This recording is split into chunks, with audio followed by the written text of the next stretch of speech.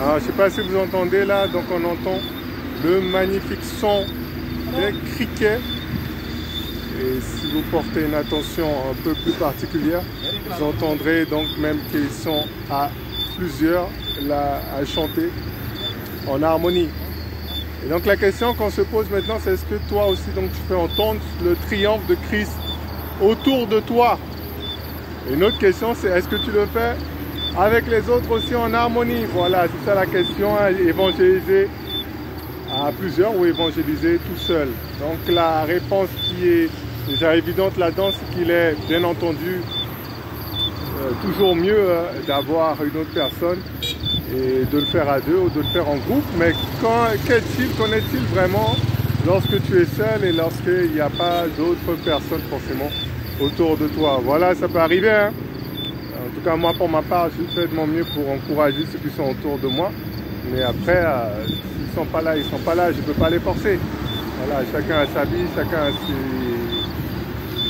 ses capacités, ce qu'il peut faire. Voilà, moi, je fais en fonction de ce que Dieu m'a donné. Donc, je ne me compare pas aux autres. Mais que fait-on vraiment quand... Donc, est-ce que c'est possible de faire l'évangélisation tout seul?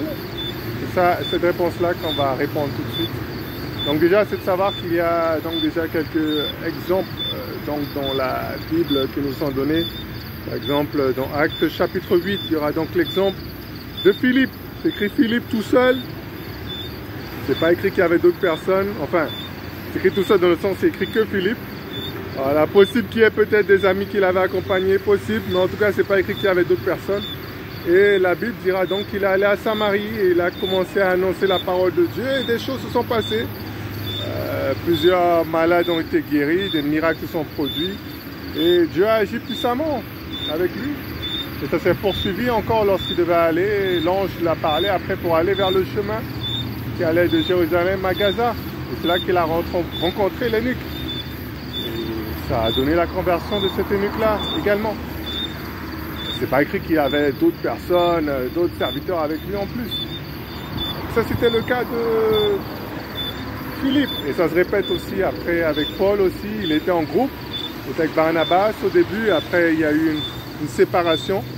Et la Bible dira donc qu'à un moment, il va rejoindre donc Timothée et Silas. Il y aura une petite pause qui va arriver. Et là, il sera un moment à Athènes.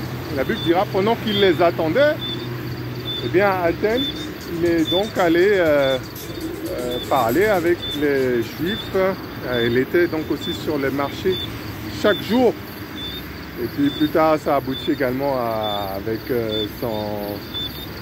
fameuse prédication qu'il a pu donner sur l'aéropage également. Donc tout ça pour dire qu'il était seul, mais ça ne l'a pas empêché non plus d'annoncer la parole de Dieu. Donc le rappel que je veux dire, hein, c'est que c'est bien entendu toujours mieux d'être à deux. Mais s'il n'y a pas de personne ou si les gens, peut-être pour X raisons, ne peuvent pas ou ne veulent pas ou ont certaines craintes, eh bien, le Seigneur est avec nous et donc encourager les gens, chacun d'entre nous, même seul, donc, à commencer à annoncer la parole du Seigneur autour de nous. Voilà, le Seigneur ne nous laisse pas, il ne nous abandonne pas et il a pu faire avec les uns et les autres, même tout seul.